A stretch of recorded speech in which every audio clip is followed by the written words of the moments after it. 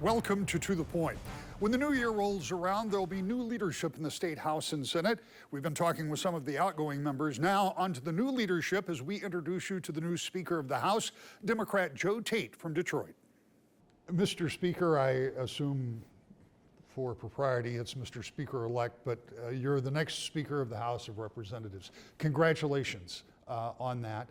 And before we start talking about what you hope to achieve during that period of time, for the benefit of my viewers who may not know you yet, tell me a little bit about your background, where you've been, what you've done, how you got to this position at a historic moment in the state.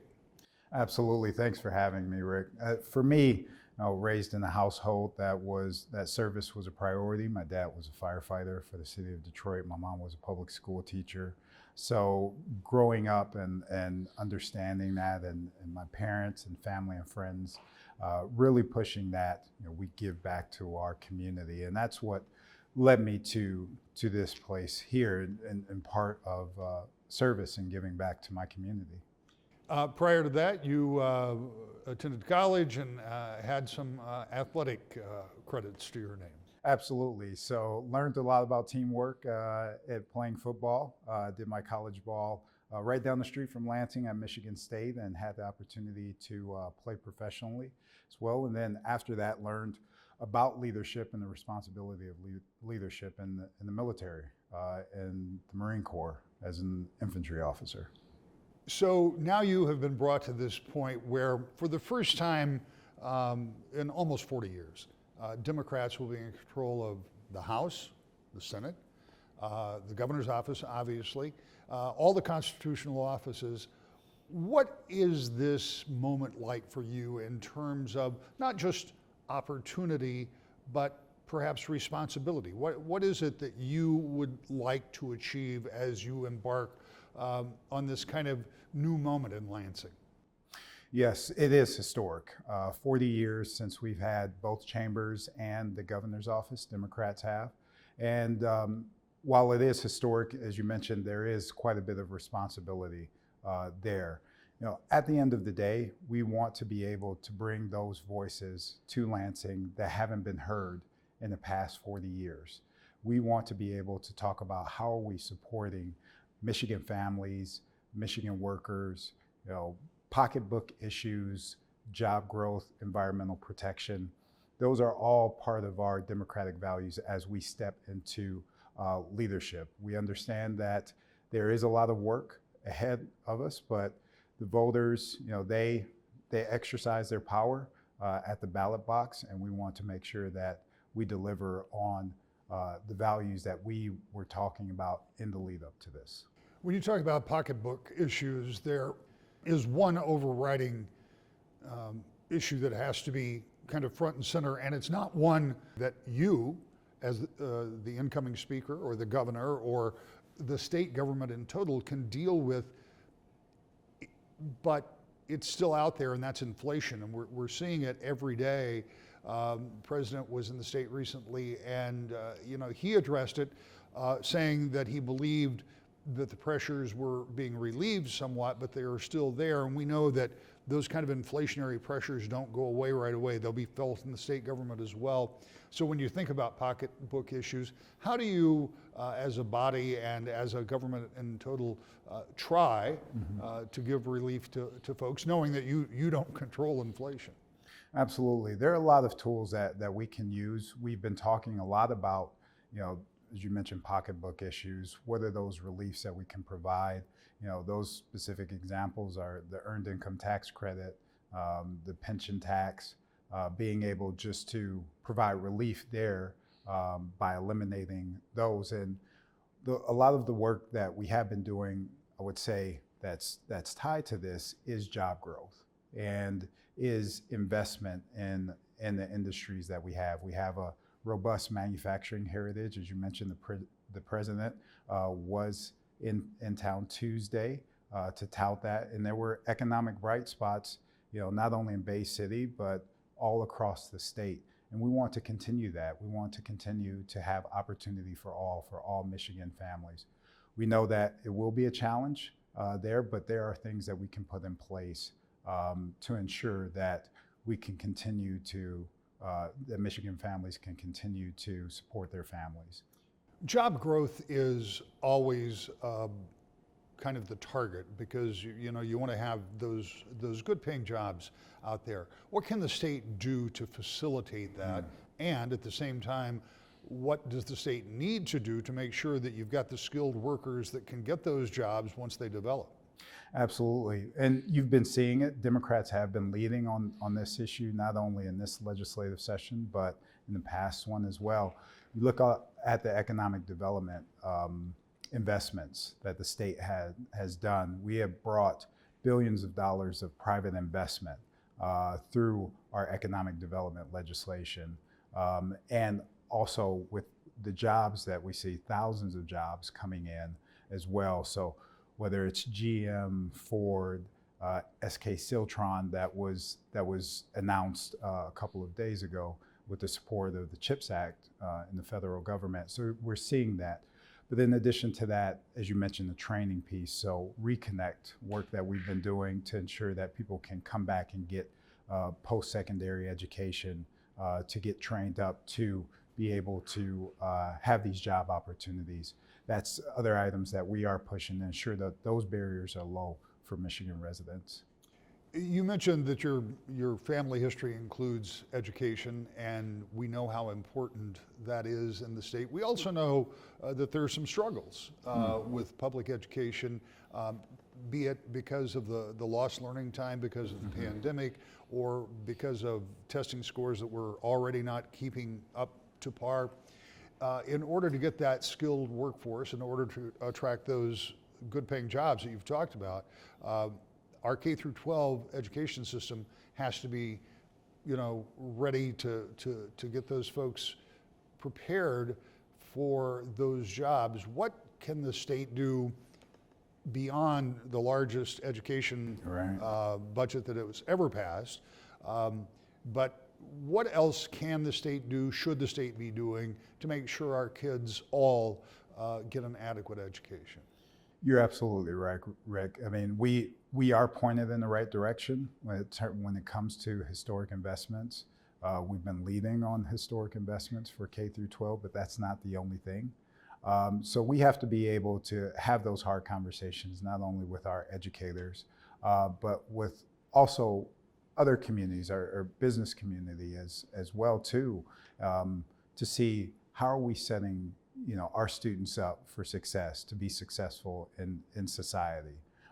We know that we're not near the mark that we need to be, even prior to COVID. We want to be in that top tier, and that's going to come through not only our investments but our partnerships to know, okay, where are we going as a state? What are those skills that our students need? Not only those foundational skills, but what are those things that can make and improve them better? So that's going to come along not only in what's happening inside the classrooms, but what are those other offerings that will be available for students that they can take part in at a younger age, frankly. We know that the career path for young people coming out of high school may be somewhat different than it was even 15 years ago or 10 years ago, because there are opportunities for skilled trades training and things that don't require a 4-year degree necessarily. But for those people who do pursue a college career, that cost is ever increasing. And again, the state doesn't have necessarily full control of that, but because you do budget for state universities and because we have seen those costs escalating for families and putting it out of reach for some families, is there anything you can do in the short term to help people who are trying to figure out a way to get their children into college? Yeah, absolutely. And that's something that we've done, with providing scholarship stipends in the past fiscal year budget that we've done to support and, as you mentioned, kind of provide some additional supports to students and families. And that's where we get to, just like with K through 12 education, we have to be able to partner and we have to be able to communicate we have world-class universities in the state of Michigan. And I think with us working together, again, funding is a part of it, and make no mistake, it's a significant part of it. But understanding, okay, what are the university's needs? What are the challenges that they're facing? How can we partner together to ensure that those barriers are lower for students coming in, and that they won't be saddled with debt in the future, because that's a big part of it. So I think that partnership is going to be incredibly important, bringing our universities to the table to ensure that we can find those ways to make it easier for families to send their kids to school. I want to shift gears a little bit, because one of the very first things you'll have to do, and by the way, I should take this moment to thank you for your time, because you're in the transition right now, which must be one of the most time-consuming positions of your lifetime, and that you've taken the time to sit down with us, and I appreciate that. But what seems a little unbelievable to me, that the moment that you assume the speaker's position, one of the very first things you're going to have to start doing is working on a budget, because that is the first and foremost responsibility of the legislature. Now, over the past couple of years, and I've said it a number of times on this show, much to my surprise, revenues in the state, instead of dropping off a cliff like I thought they would after the pandemic, have really gone through the roof. That creates an opportunity, but it also creates a caution, because those revenues aren't always going to be on that kind of an increase. There's a big budget surplus that still exists. But how do you approach budgeting, understanding that you've got to keep all of your votes on board to get a budget passed if you can't negotiate and work with Republicans, and understanding that those revenue streams that we've seen over the past, and again, I reference roughly a couple of years, might not always be there? Absolutely, and I've been fortunate enough to serve on appropriations during my legislative career. I was a ranking member on the House Appropriations this legislative session. And you're absolutely right. I mean, we know that, we did have a great opportunity with what took place with a robust balance sheet that we have now, but it's not going to go into perpetuity. So I think being smart, we talked a lot this legislative session about transformational projects, and those are items that you have seen with what we've been able to do, not only in economic development, but in education, and also in workforce development, and infrastructure improvements. So what are those transformational items that we can still be able to get done? We talked about relief, right? Absolutely, with families as well too. So we have to be prudent with where we're going, understanding that this is only something that will be here for a finite time, but how are we able to make those investments? But when we know that there's going to be planning for when revenues flatten out, we have to make sure that we're ready for that too. I think we can do both, where we're looking at, okay, what's the best return on investment for our budget, and then from there begin to plan on that not being there in the future. When we come back, more about infrastructure and keeping up with the road repair in the state next. To the Point. Welcome back to the Point. As Democrats take full control of the legislature for the first time in decades, there are some long-range decisions that will have to be dealt with that will impact the state for a long time to come. One of those question marks is how to pay for roads and road repair with a changing tax environment. You mentioned infrastructure, and I'm interested in that because the federal government obviously has done a lot in terms of funding and getting money back to the states for certain projects. However, in talking with the governor, she has acknowledged that going forward, even though she bonded money for roads, more money has been appropriated and there's federal money for roads. That's an ongoing process, and the revenue stream for taking care of roads, and I understand infrastructure is much bigger than just roads, but talking specifically about roads, is changing, because if it is reliant on a gas tax and you're no longer driving a vehicle that uses gas, then that revenue stream starts to get more and more narrow. Is that something that you feel like during your tenure as Speaker of the House that the legislature needs to look at figuring out a new or different way to fund road projects ongoing, understanding that we're always going to have to repair the roads, whether it's internal combustion engines or electric vehicles that are going up and down? Absolutely. And I think us moving into Democratic leadership next legislative session, what we do next legislative session is going to have impact to the state of Michigan for the next 10 years. So we do need to start deliberating on, just like with the budget, when we do have leveling off of revenues, we need to keep in mind the work that we're doing now is going to have those effects in a positive way over the next decade. So us being able to look at what are going to be those other revenue sources outside of that. It's a good problem to have for us, obviously, because there's a lot of investment going into to electric vehicles in the state of Michigan. We are a leader in that with our manufacturing history and heritage, but we have to figure out a way to, as you mentioned, revenue sources. How are we going to change over? And I think we will be able to do that. We will be deliberating that as we go along to make sure that we have the closest possible solution for us to move forward as we start to see the increase of EV adoptions in the state. In our final minutes, and I wanted to do all of the policy stuff first because that's the important stuff. Let's talk about politics a little bit. This is, as we pointed out at the top, a historic moment, and Democrats have an opportunity to pursue some of the things that have been kept on the back burner for a number of years because Republicans have controlled the agenda. On the other hand, you have 56 votes.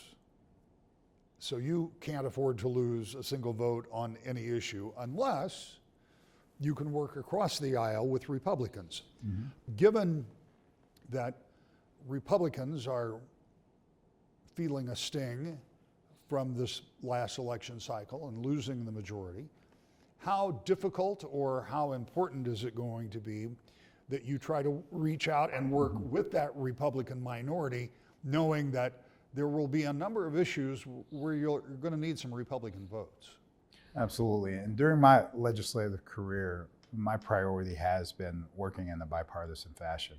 I feel that working that way helps us find better solutions. And that's something that is going to continue to be a priority for me, to reach out across the aisle with all of and have those conversations with all of my colleagues about what are the best solutions for Michigan families, Michigan residents, for the state. But we know that paramount is that, we had voters exercise their power. So we want to make sure that, we are leading with our values, but there's no reason that we can't do both, and we can't work together. But paramount for me is making sure that, we get those things done that we've been talking about, that we've been communicating for longer than 12 years, being in the minority. But when we are in leadership, making sure we get these done, and ideally in a bipartisan fashion.